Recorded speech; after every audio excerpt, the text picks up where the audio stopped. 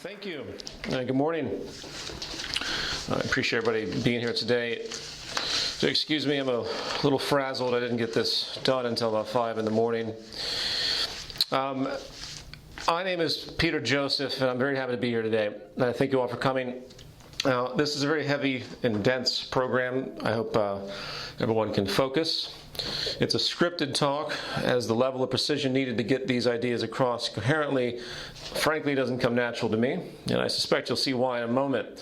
It moves fast, and it's kind of advanced in certain ways, so please keep notes if you don't understand something or if you disagree with something, and I'm happy to take questions at the end. Post-scarcity economics and the end of capitalism. Let's start with some history. Perhaps the two most paradigm-shifting events in history have been the Neolithic Revolution some 12,000 years ago and the Industrial Revolution some 200 years ago. Both of these mark great transitions in socioeconomic organization, not to mention the dramatic effects on overall culture. If you think deeply about it, there's really no other greater influence on our lives. The orientation of an economy is the ultimate systemic starting point of what defines a civilization and its characteristics. The Neolithic Revolution, with its introduction of agriculture, animal domestication, fixed settlements, and eventually the creation of the nation-state, was a dramatic shift from the meandering hunter-gatherer tribes of the pre-Neolithic period. And with the birth of such new methods of environmental control, new preconditions and consequences naturally followed. In the words of anthropologist and professor of neurology Dr. Robert Sapolsky of Stanford University, hunter-gatherers had thousands of wild sources of food to subsist on. Agriculture changed all of that, generating an overwhelming reliance on a few dozen food sources. Agriculture allowed for the stockpiling of surplus resources and thus inevitably the unequal stockpiling of them. Stratification of society and the invention of classes. Thus, it has also allowed for the invention of poverty. As an aside, it's often argued that humans back then were actually in a strange, unique balance with nature. The economic variables in play were quite simple. There was no possibility of, for example, resource overshoot, environmentally destabilizing pollution, or eviscerating atomic bombs. Humans existed at the mercy of what nature provided on its own, and hence homeostasis was a natural outcome. Now, what was the Neolithic Revolution more fundamentally? It was, of course, really a technological revolution, something everybody in this room is familiar with. Being able to actually grow food is a technological advent. And this is worth noting because if you look closely, all relevant changes in society have been preceded by advancements in science and technology. It is perhaps the driving mechanism of cultural evolution, even though we tend not to see it that way. For example, if you look at the long history of abject slavery, you will notice that alleviation of this age-old institution happened more or less in tandem with the application of improved labor technologies. While we like to believe it was some moral epiphany that stopped it, abject slavery wasn't really eradicated until the emerging machine age around the Industrial Revolution. Even today, the most oppressed and exploited in global society, such as the 27 million people who are still locked into ancient systems of debt bondage and subjugation, along with the hundreds of millions working in inhumane sweatshop conditions, they all exist in regions marked by low technological capacity. Something to think about. Now, this is an important chart, and as it shows, average historical incomes, which are found to be deeply correlated to technological progress, of course, went pretty much nowhere for the 11 to 12,000 years following the Neolithic Revolution. In the words of economic historian Gregory Clark, the average person in the world of 1800 was no better off than the average person of 100,000 BC. Indeed, in 1800, the bulk of the world's population was poorer than their remote ancestors. The lucky denizens of wealthy societies, such as 18th century England or the Netherlands, managed the material lifestyle equivalent to that of the Stone Age. But the vast swath of humanity in East and South Asia, particularly in China and Japan, eked out a living under conditions probably significantly poorer than those of cavemen. It's interesting. He states poorer because, again, as noted by the Robert Sapolsky quote prior, the new model of settled and agrarian society created a precondition for inequality that simply wasn't even possible before. The Neolithic Revolution, while of course helping certain pockets of society, actually hurt other pockets, effectively creating economic classes, something we still deal with today. Now, this long period of minimal progress has been termed the Malthusian trap, only to be broken by what is called now the Great Divergence by many, marked essentially by the Industrial Revolution in Europe around the late 19th century. The Malthusian trap is named after a man named Thomas Malthus, an economist born in 1766. He is considered one of the foundational classical economic philosophers, alongside people like John Locke and Adam Smith and David Ricardo. Malthus's conclusions are pretty simple. All life-supporting resources, namely food production, increase only at an arithmetic rate, while human population increases at a geometric rate.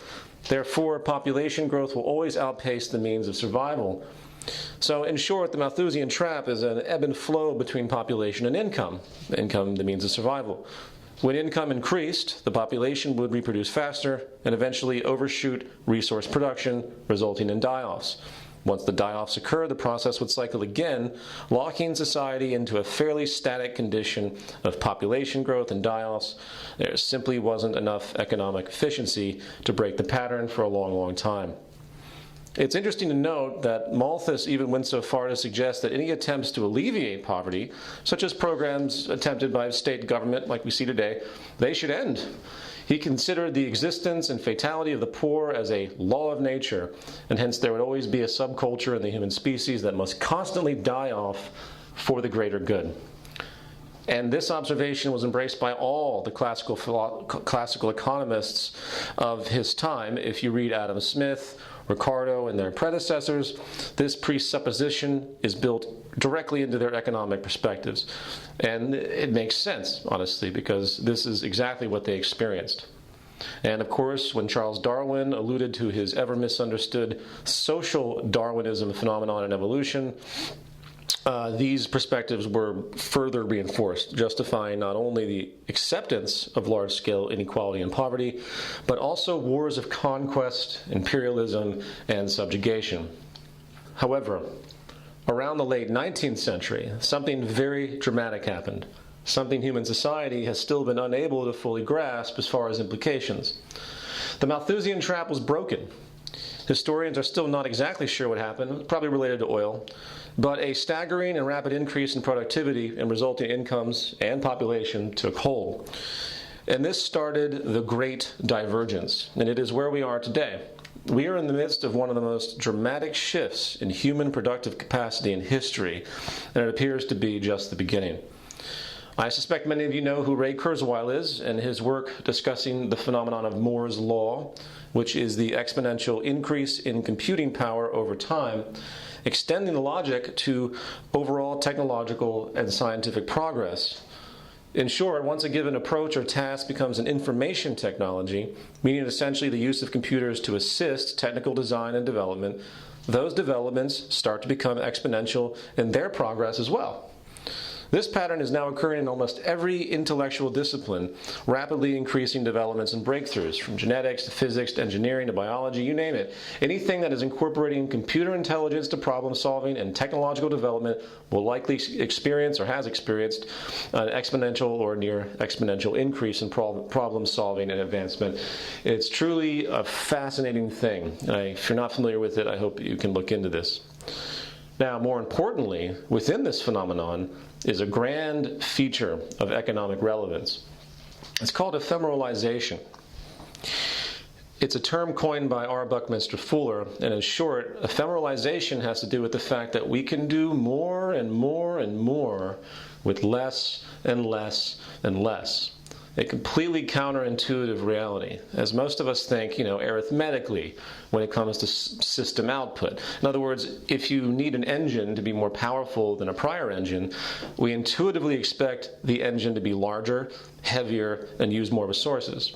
So we think in terms of equal arithmetic proportions, and ephemeralization completely contradicts that intuition. For example, of course, the first computer, invented a mere 60 years ago, took up almost 2,000 square feet, weighed almost 30 tons, and took so much power to operate, the city lights in Philadelphia reportedly dimmed during its operation. And of course, today, the tiny chip in your smartphone is many, many times faster and obviously quite smaller, taking virtually no real power, more with less. This is the new economic trend, and this ephemeralization effect stands in direct contradiction of the Malthusian premise. And it is this basic mechanism that will lead to a post-scarcity society, a society focused on managing abundance, not preserving scarcity, which is what we do today, if, and I emphasize if, we are vulnerable enough, sensitive enough to actually allow it to come to fruition. And that's why I'm talking to you all today. You see, market capitalism developed out of the Malthusian worldview. It is predicated on a set of presuppositions that, as I will explain, are simply no longer viable given the emerging technological and scientific trends at hand. Everything the market expects in its system structure is being turned upside down, contradicted, or made obsolete. The problem at hand today is that we have a system clash, and the longer the outdated assumptions and related archaic practices of capitalism persist, all the current amazing trends of technological innovation will, in the long run, I'm not saying there aren't temporal advancements here that help certain people in certain pockets, but in the long run, will merely assist speeding up the destruction of the planet while increasing domestic and global conflict and general destabilization. All of which, however, before I go into all that, we need to talk about systems, something we humans intuitively have a really hard time with. System behavior. System behavior is by definition output behavior that is unpredicted by the behavior of its parts, taken separately. This is a very profound understanding. It's utterly counter to our intuition and our five-sense reality. We assume our behavior and intention stands on its own, for example. And if we mean well in this system, then we can't possibly be part of something hurting others, or something that's destructive to the planet. The truth is that we're involved in a larger order economic framework, and that framework has its own structural logic. This is why statistical analysis and the scientific method have become so critical to our progress in the last century. We can see through the clouds now and all the illusions that our limited perception and small brains create. For example, I don't think anyone here in Los Angeles wishes for there to be over 80,000 homeless people here on the streets every single night. Yet every day people go to their jobs and with the best of intentions on average, participate in a system that creates and tacitly supports the existence of those 80,000 homeless people. It is a system consequence, and it has nothing to do with your intention. In fact, there's a huge spectrum of system outputs that no one intends, and classical economic theory conveniently embraces them in the term externality. Externalities are outcomes that result from the economic system but are not taken into account by the economic system and hence are outside of the system's comprehension. They're just ignored. Notable modern externalities include pollution, climate change, technological unemployment, poverty, resource overshoot, biodiversity destruction, irreversible scarcity, wealth inequality, and even public health itself. That's right, public health is actually not factored into the current economic model. It is completely and utterly external. So the market system has no structural responsibility to ensure anyone's well-being. We simply assume the system will output the desired result, which, as I will describe at length, is actually not at all what the system is doing, especially at this stage of its evolution, as we have been out of the Malthusian period that it was born from for a very long time. The truth is that this system is now making, on the whole, on average, in the long run, and will continue to do so, it is making society sicker at an increasing rate and destroying the environment. Now, since the market system itself has no mechanism to resolve its own negative byproducts, society has been conditioned to assume that such external issues, again, such as inequality, poverty, pollution, and the like, these must be moral problems. They must be ethical problems, right? It isn't the system, it's the people. This is the most prevalent delusion we hear today throughout basic traditional economic theory and, of course, the general media, this very truncated view of causality. So apparently now we're supposed to have a green market economy led by social entrepreneurs, encouraging consumers to use their purchases to vote out abusive labor practices and inhumanity. We've heard all this stuff. It assumes that a sustainable and humane economy is simply a matter of moral focus, and as stated, nothing could be further from the truth. It isn't about your intentions.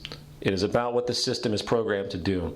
And the market system, which was cultivated during a very low-energy, highly arduous, hideously elitist, and stratified period during the Malthusian trap, is not going to change its built-in structural logic and outcomes just because people think they mean well and are being ethical within it. Now, so that's stated, let's now take a deeper look at the actual structure of this Malthusian system we call the market economy, and why modern pressures and conditions are now pushing this system to complete and utter social destruction. There are really only three core structural mechanisms in play in the market economy. Really obvious, but we need to go through this because the great failure, I think, of human thought is we forget the obvious. The most profound understandings, I really believe, are the most obvious in front of us. We just get diluted and we forget the most obvious stuff. Anyway, enough of that. The first is labor for income. The whole global economy is based first and foremost on employment. This is how people gain money to survive, spending back into the system, keeping it going. The second is that all resources, goods, and services have property value, transferred by means of monetary exchange. Obvious enough. Everything is bought and sold through the use of money, mediated by the collective market network itself. And third, we have the structural incentive strategy. This is based upon competition for demand, whether person to person or institution to institution, all oriented around the interest to A, save money on production, and B, maximize profits upon final sales. This is the basic gaming logic inherent to the system. And if you don't strategize in this way, outdoing your competitors who are strategizing the exact same way, you will likely fail. That's really it, if you really think about it. However, when you set this simple set of rules in motion, especially in the modern, post-Malthusian world of today, a very problematic set of systemic outcomes result. And in this, I'm going to speak of three great incompatibilities. Incompatibility one, it's structurally unsustainable. If the market system requires labor for income, then what creates demand for labor? The answer is the act of consumption. Consumption is the expression of consumer demand. But of course, consumers can't buy anything, regardless of what they want, unless they have income or purchasing power. And where does income come from? It comes from labor in some form. So, at the root level of economic function is this simple process of what could be termed cyclical consumption. If consumption rates go down, then GDP drops. People lose jobs, and the economy contracts or stagnates. If consumption rates increase, labor demand increases, jobs are created, and the economy grows. It really is that simple. So consumption is like the gas pedal on a car. The most optimized condition of market economics is one of expansion. A thriving market economy is one that turns over quickly, using more and more resources, creating more and more demand, and ideally more and more jobs. Faster, better. More and more is better. Does anyone here see a major structural problem? Last I checked, we lived on a finite planet with finite resources in a generally closed ecosystem. And yet the market structure psychotically pushes infinite consumption.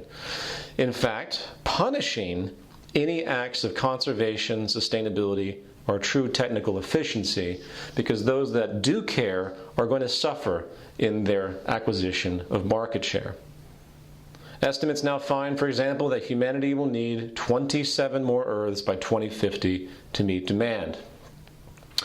Other examples, the rampant severe biodiversity loss is not only disrupting our basic biosphere functions, it's now a fact that virtually all life support systems are in decline, with 50% of all wildlife having been destroyed in the past 40 years alone. I'm always amused when I see these headlines.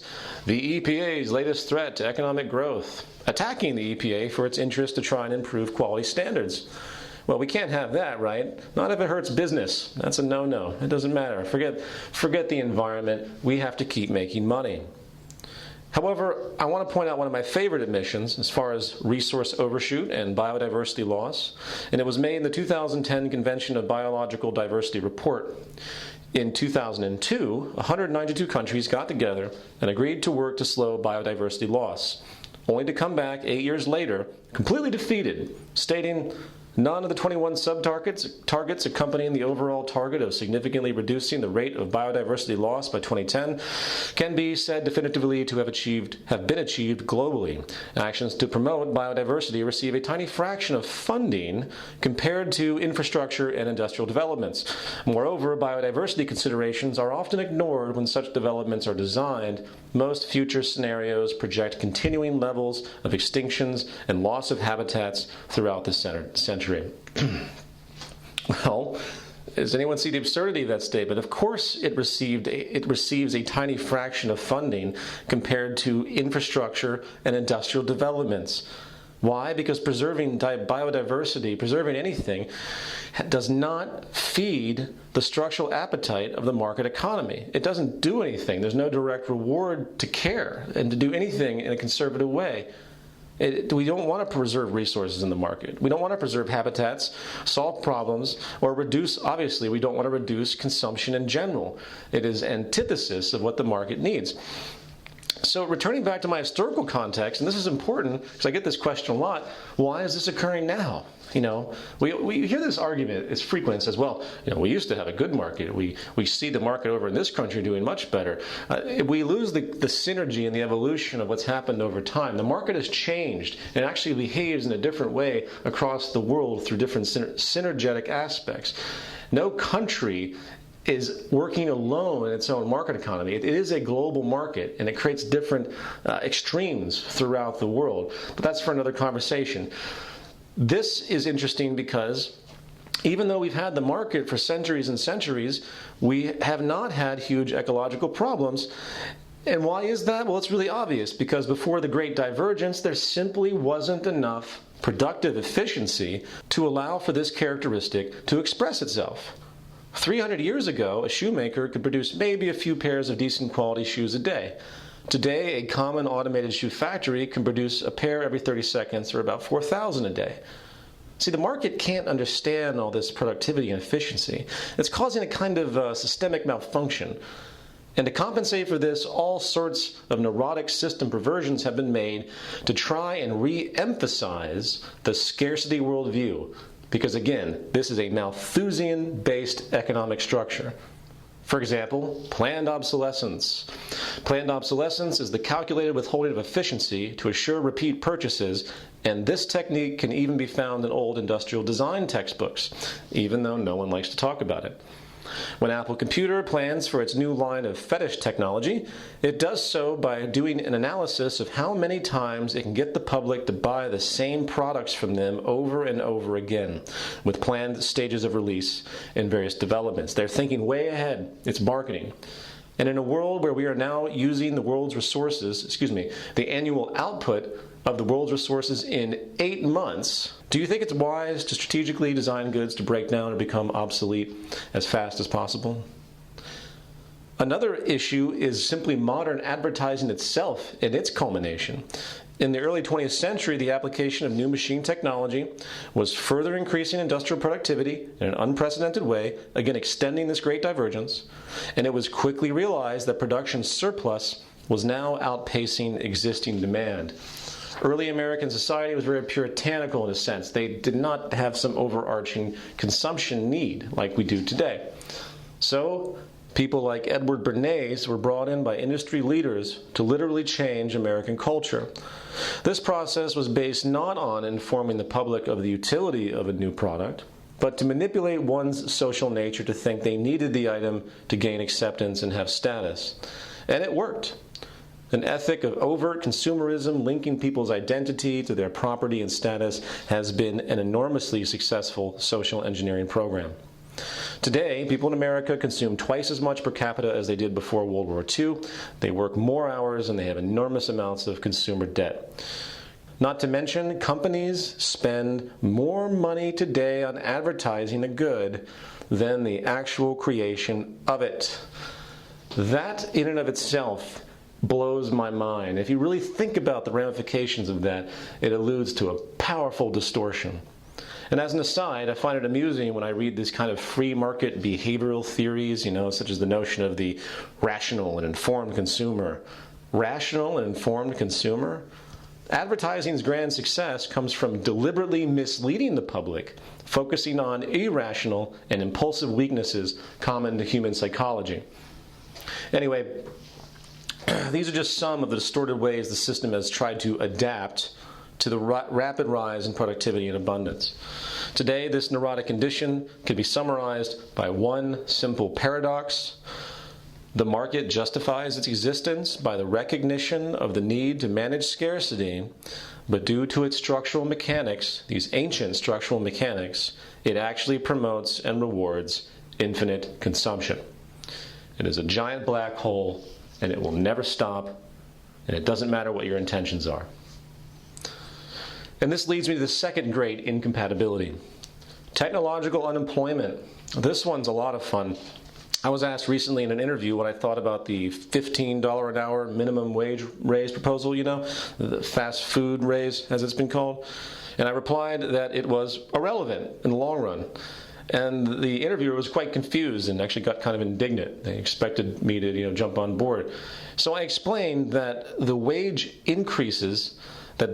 increases in that sector of the economy will do nothing but further incentivize something restaurants have been contemplating for a long, long time. And that is the full automation of menial jobs. And just watch, I guarantee it. I give it 3 years max before one major fast food chain sets the cost efficiency precedent, and like dominoes, the rest will follow. Labor simply can't win in this equation. It will become too cheap. Now, for those unfamiliar with the history of technological unemployment, it was made popular by a famous economist named John Maynard Keynes when he said in 1930, "We are being afflicted with a new disease of which some readers may not yet have heard the name, but of which they will hear a great deal in the years to come, namely technological unemployment. This means unemployment due to our discovery of means of economizing the use of labor, outpacing the pace at which we can find new uses for labor." But this is only a temporary phase of maladjustment. All this means is that in the long run, mankind is solving its economic problem. It will all happen gradually. We shall endeavor to spread the bread thin on the butter to make what work there is still to be done to be as widely shared as possible, sharing work. 3-hour shifts or a 15-hour work week may put off the problem for a great while. Now, his comments on this are quite vague, really. But they appear to suggest, or they set the seed for two major historical fallacies regarding this issue.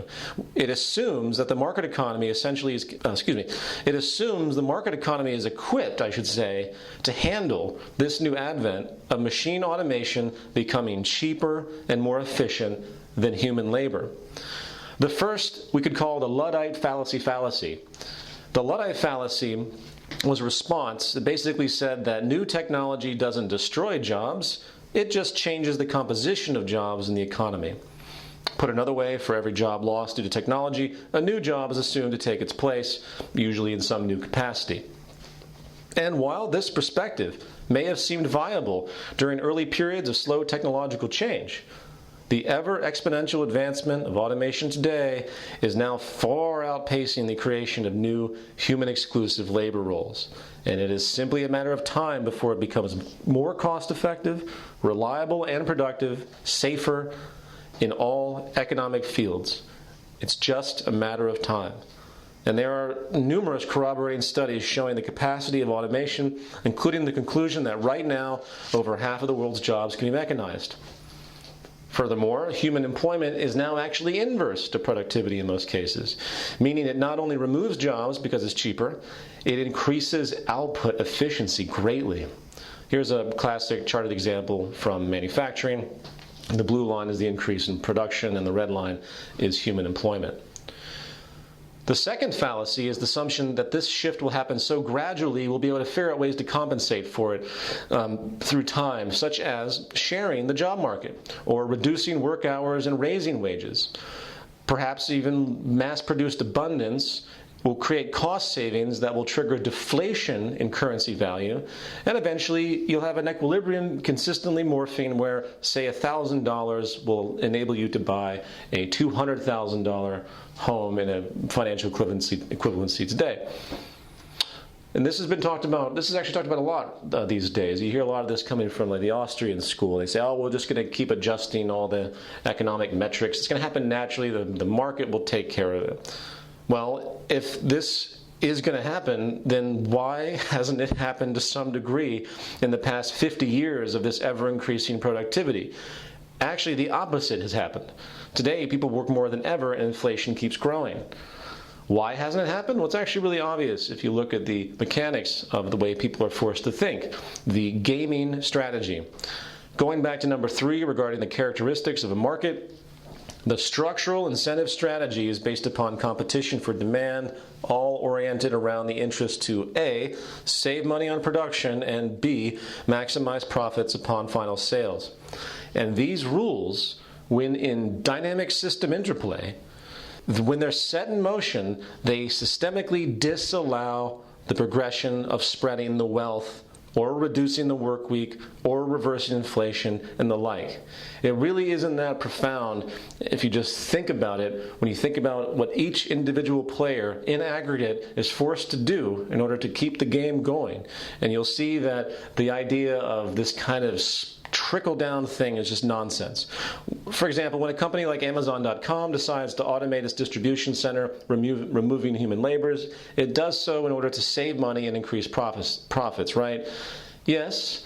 Now, it might reduce its fees to some effect, and it might even pay some of the other employees a little bit more. But the truth, really, is that they do this to simply be competitive against other producers in whatever way they need to keep going. The gaming logic has nothing to do with any kind of altruism. It has to do with how they can continue to maintain increased profits, high cost efficiency, or low input costs. And these mechanisms will continue to unfold regardless of any intention to spread the wealth. It's just assumed that way in this bogus trickle-down crap that we've been hearing about for years, which is firmly debunked in the general economic premise of it, and this new kind of technological or techno trickle-down effect that the equalization of the economy will occur with less work hours, higher wages, and deflation is equally as ridiculous. It's not going to happen. It hasn't happened, and I wish people would stop talking about it. And I'll put it even more so. It's further debunked. This is further debunked, not only by the fact that people are working more hours today and all that. It's further debunked by the fact that over the past few decades with huge advancements in productive efficiency, virtually all the growth we've seen, all the profit and wealth, has gone to the upper 1-2%. That's why the billionaires are flying and the wages are stagnating. That's why 1% of the world will own 50% of the planet's wealth in just a few years. They are absorbing all the value that has been generated by the exponential increase of productivity. And guess what? That is exactly what they are supposed to do, because that is what the game is designed to facilitate. Moving on. Great incompatibility number 3, public health. So far, I've talked about incompatibilities born out of the Malthusian market system as it clashes against modern technological society and its ever-increasing levels of efficiency. The incompatibility I want to talk about here is a little bit different. This clash has to do with the very core of our shared evolutionary psychology, or human nature itself. You know, declarations about what is or isn't human nature have been endless throughout history. Philosophers have constantly tried to assume humans are hardwired in certain ways, usually using those declarations as a way to justify the existing social order. And the Malthusian system of economics has been no exception. For example, we are told that we are inherently competitive, we are inherently greedy, and materially insatiable. We've all heard this stuff, And the truth of the matter is, as modern sociological science has put forward and neurological science has put forward, is that we are many things at once. It is the social condition that brings out the behaviors required for a given circumstance. If we need to be competitive, we will be. That doesn't mean that we're always that way. The circumstance sets in motion because we have great neuroplasticity. The problem is we're stuck in a particular circumstance far too often. And this superficial type of work, these conclusions of the past, they've persisted because we really weren't able for a long time to conduct the type of statistical analysis needed, nor the neurological studies needed to make any really viable conclusions. It was just speculative observation. And the one area I want to focus on here is how the market system and its inevitable creation of wealth inequality, a core characteristic, has affected public health on the whole. And the conclusion to be found is that class stratification is one of the most destructive things you can do to human psychology and public health. Again, class stratification is one of the most consistent characteristics of market capitalism. When we think about health problems, it's historically assumed that problems occurring in the lower classes are caused by direct material conditions, such as bad housing or poor diets, lack of educational opportunities, and so on. This is not the whole story. If you compare groups of people with the same income brackets in different wealthy first world countries, you find that those in more unequal countries, those with the largest internal stratification, do much worse in health than those in more equal countries with the same income. So it doesn't matter in absolute terms. It's relative. Here's a chart about life expectancy. We see a specific sample set of wealthy countries ranked according to how much income inequality exists, along with the average life expectancy within. The y-axis is life expectancy in years, and the x-axis is income inequality from low to high. As you can see, Japan has the highest life expectancy and also the lowest income inequality, while Singapore has the greatest income inequality, topping only the United States. The regression line in the middle shows the trend. And as you can see, lower inequality translates into longer life.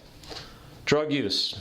Here we see the United States as having the highest level of inequality based on the sample set, while also being within the top 4 of countries with the most illegal drug use. Again, you can see the clear regression line showing the obvious relationship where increased inequality creates increased drug use.